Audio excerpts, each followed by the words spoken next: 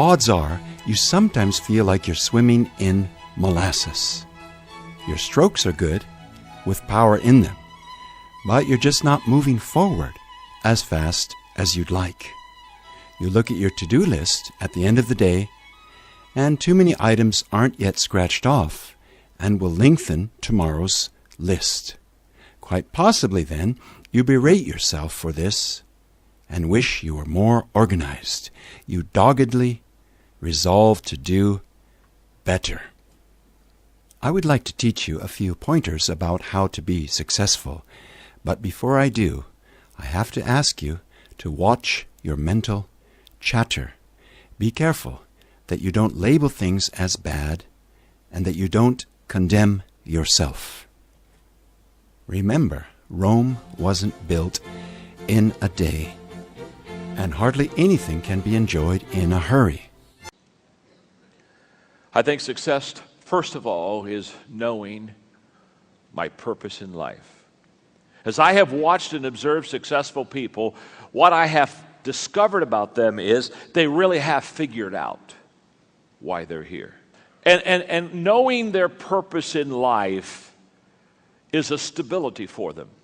So that when everyone else is rocking and rolling and things are a little unsteady and people are kind of leaving the ship and people are kind of abandoning their causes, these people, they hold steady right throughout the storm because they have a true North Star. They truly are focused. It becomes an anchor in their life that just holds them steady. And the anchor is a confidence based upon a knowledge of purpose.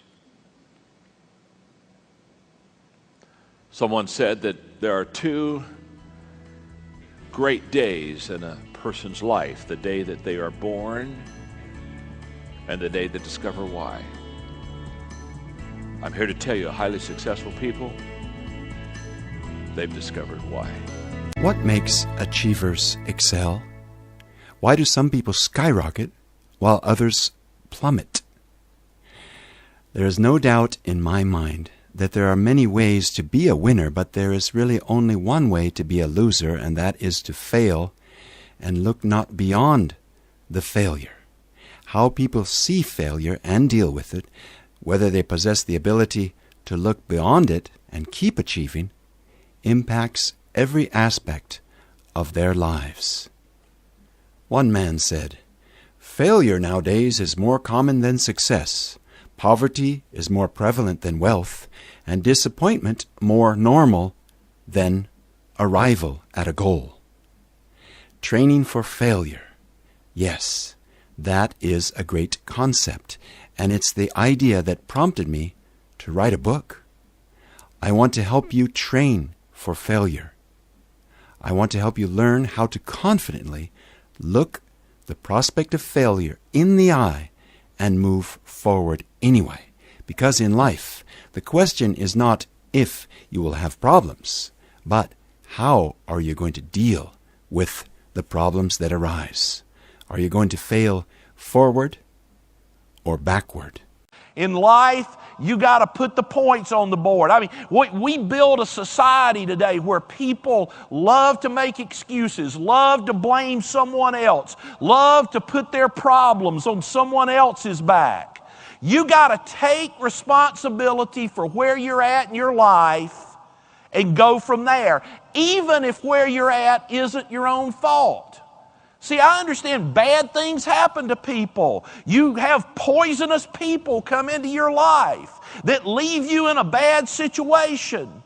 Guess what? You got to play the ball where it lies, and you got to move from there. You can wish all day long things hadn't happened, but you have to make the decision that you're going to take responsibility right here, right now, today, and move and grow from there. We're not going to sit around and wait for things to get better.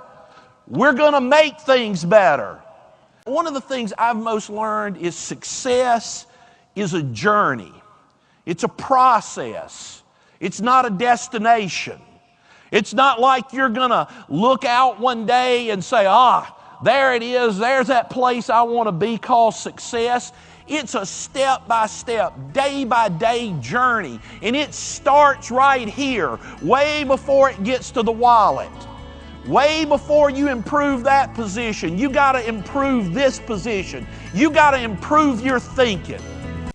When I was growing up, one of the questions I used to hear from motivational speakers was, if the possibility of failure were erased, would you attempt to achieve? I don't know what obstacles you are facing in your life right now, but whatever they are doesn't matter. What does matter, though, is that your life can change if you're willing to look at failure differently. You have the potential to overcome any problems, mistakes, or misfortunes. All you have to do is learn to fail forward. I found that most people fail in life, not because they aim too high and miss. Most people fail in life because they aim too low and hit. And many don't aim at all. One thing we have to realize is that everybody fails, errs, and makes mistakes. You've heard the saying, to err is human, to forgive is divine. Alexander Pope wrote that more than 250 years ago, and he was only paraphrasing a saying that was common 2,000 years ago during the time of the Romans. Things today are the same as they were then. If you're a human being, you're going to make mistakes. Writer Norman Cousins was right when he said, the essence of man is imperfection. Knowing that you're going to make mistakes. There's a friend of mine, his name is Orrin Hudson, and he was the Alabama State chess champion. And he grew up in the ghettos of Birmingham. Then he was the #1 Cadillac dealer and became a professional speaker. And I was talking to him, we were having lunch together down in New Orleans. He said, you know, to me, success is like knowing the combination to a lock. He said, if you know the combination to a lock, it doesn't matter if you're male or female, white or black, Hispanic or Asian, you're 55 or you're 16, your IQ is 150 or your IQ is 93. If you know the combination, the lock has to open. And the problem is, most of us are going through life and we don't know the combination. We maybe have 3 of the 4 numbers we need, but we don't have them all. When I was young, I thought that failure came in a moment. The best example I can think of is taking a test. If you got an F, it meant you failed. But I've come to realize that failure is a process. The F shows that you neglected the process leading up to the test. Success is not a destination, not a place where you arrive one day. Instead, it is a journey that you take. And whether you succeed comes from what you do day to day. In other words, success is a process, and failure works the same way. Around the turn of the century, down in South Texas, just outside of Beaumont, there was a farmer selling much of his land. He was having to sell it simply because times were so tough. He couldn't feed his family. One day an oil company representative came along and said, sir, you know, we think there might be oil on your property. Let us drill for it, and if we discover any, we'll pay you royalties on every barrel that we pump out. When this oil well came in, it literally obliterated the derrick, and before they could cap it, over 100,000 barrels of oil had flowed out. It was the world's introduction to Spindletop, the most productive oil well in history. 3 oil companies came out of that field. The man became an instant millionaire. Or did he? The reality is he'd been a multi-millionaire ever since he had acquired the property. But until they drilled for the oil, discovered it, brought it to the surface, and took it to the marketplace, it really had no value. I found a lot of people pretty much that way. They've got an awful lot underneath the surface, but until they bring it out and take it to the marketplace, they will never realize even a minute fraction of the benefits that they could bring themselves, their families, their friends, their community, and everyone else. People tend to think that failure is the #1 enemy. It's not. Most people try to avoid failure like the plague. They're afraid of it. But it takes adversity to create success. NBA coach Rick Pitano states it even more strongly. Failure is good, he says. It's fertilizer. Everything I've learned about coaching, I've learned from making mistakes. So there's an old saying in Texas. It says, "It doesn't matter how much milk you spill, as long as you don't lose your cow." In other words, mistakes are not irreversible. Keep everything in perspective. The problems come when you see only the spilled milk and not the bigger picture. In an interview years ago, David Brinkley asked advice columnist Ann Landers what question she most frequently receives from readers. Her answer? "What's wrong with me?" Ann Landers' response reveals a lot about human nature. Many people wrestle with feelings of failure. At the heart of those doubts and feelings is one central question: am I a failure? And that's a problem, because I believe it's nearly impossible for any person to believe he is a failure and fail forward at the same time. I believe every genius could have been a failure. Every successful person is someone who failed yet never regarded himself a failure. For example, Wolfgang Mozart, one of the geniuses of musical composition, was told by the king, Emperor Ferdinand, that his opera, The Marriage of Figaro, was far too noisy and contained far too many notes. But Mozart didn't give up, even though a king criticized him. Artist Vincent van Gogh, whose paintings now set records for the sums they bring in at auctions, sold only one painting during his whole lifetime. His work was only recognized as great long after he was gone. And Albert Einstein, the greatest thinker of our time, was told by a Munich schoolmaster that he would never amount to much. All great achievers are given multiple reasons to believe they are failures, but in spite of that, they persevere. In the face of adversity, rejection, and failings, they continue believing in themselves and refuse to consider themselves failures. Here are some abilities needed to fail forward. When you fail, don't take it personally. Keep moving forward. Achievers reject rejection. Author James Allen states, "A man is literally what he thinks, his character being the complete sum of all his thoughts." That's why it's important to make sure your thinking is on the right track. People who don't give up keep trying because they don't base their self-worth on their performance. Instead, they have an internally based self-image. Rather than say, "I'm a failure," they say, "I missed that one," or "I made a mistake." To keep the right perspective takes responsibility for your actions, but don't take failure personally. Achievers see failure as temporary. Everybody has slumps from time to time. Harry S. Truman, in 1922, he was 38 years old, in debt, and out of work. In 1945, he was occupying the highest office in the land. If he had seen failure as permanent, he would have remained stuck and never would have kept trying and believing in his potential. Climb out of the pit and leave your slump behind.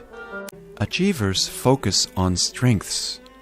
Another way achievers keep themselves from personalizing failure is by focusing on their strengths.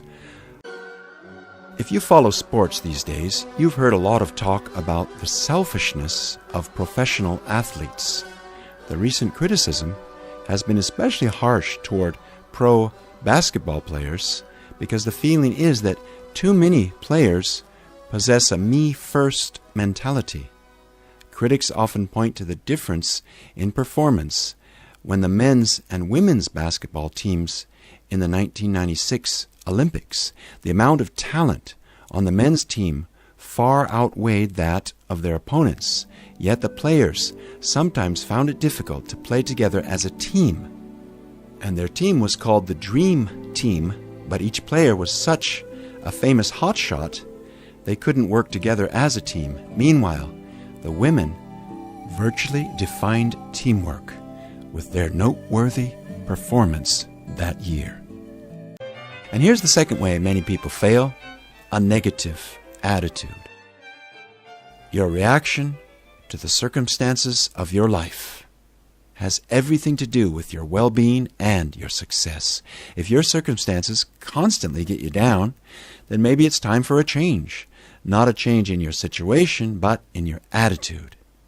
If you can learn to make the best of any situation, you can remove a formidable obstacle that stands between you and your dreams: the wall of negativity. And now here's another way that you can fail: lack of focus. People lacking focus have trouble not because they're too busy, but because their priorities are out of whack, and that wastes their time and resources. If you go from task to task to task without making any progress, or you can't seem to reach a goal no matter how much effort you give it, examine your focus. Here's another way people seem to fail: relying on talent alone. Talent is overrated. Not because it doesn't have value, but because talent alone isn't enough to take a person through the multiple failures that life brings. The greater your talent, the more likely you are to lean heavily on it and skip the hard day-to-day work of improving it. If you possess this negative tendency, put yourself on a growth plan so that you can make the most of your God-given talent. The next time you find yourself envying what successful people have achieved, recognize that they have probably gone through many negative experiences that you cannot see on the surface. A lot of failure goes into success. If you really want to achieve your dreams, I mean really achieve them, not just daydream or talk about them, you've got to get out there and fail. Fail early, fail often, but always fail forward. Turn your mistakes into stepping stones for success. I wish you well. Keep dreaming and keep failing forward. And here's a really good point about success. Start adding value to others continually. When people think about you, do they say to themselves, "My life is better because of that person," or "My life is worse"? Their response probably answers the question of whether you are adding value to their life. To succeed personally, you must try to help others. That's why my good friend Zig Ziglar says, "You can get everything in life you want if you help enough other people get what they want." How do you do that? How can you turn your focus from yourself and start adding value to others? You can do it by these next 3 points. Number 1, putting others first in your thinking. When you meet people, is your first thought about what they'll think of you or how you can make them feel to be more comfortable? At work, do you try to make your coworkers or employees look good? Or are you more concerned about making sure that you receive your share of the credit? When you interact with family members, whose best interests do you have in mind? Your answers show where your heart is at. To add value to others, you need to start putting others ahead of yourself in your mind and heart. If you can do it there, you will be able to put them first in your actions also. Now here's the second point: finding out what others need. How can anyone add value to others if he doesn't know what they care about? Listen to people. Ask them what matters to them and observe them. If you can discover how people spend their time and money, you'll know what they value. And when you know people's values, you can add value to them. And here's the third way to learn how to put others first. Meeting that need with excellence and generosity. The final step requires concrete action. Once you know what matters to people, do your best to meet their needs with excellence and generosity. Offer your best with no thought toward what you might receive in return. Dismissed from drama school with a note that read, "Wasting her time. She's too shy to put her best foot forward." Lucille Ball. Turned down by the Decca Recording Company, who said, "We don't like their sound, and guitar music is on the way out." The Beatles. A failed soldier, farmer, and real estate agent. At 38 years old, he went to work for his father as a handyman. Ulysses S. Grant. Cut from the high school basketball team, he went home, locked himself in his room, and cried. Michael Jordan. A teacher told him he was too stupid to learn anything, and he should go into a field where he might succeed by virtue of his pleasant personality. Thomas Edison. Fired from a newspaper because he lacked imagination and had no original ideas. Walt Disney. His fiancée died. He failed in business twice. He had a nervous breakdown, and he was defeated in 8 elections. Abraham Lincoln. If you've never failed, you've never lived.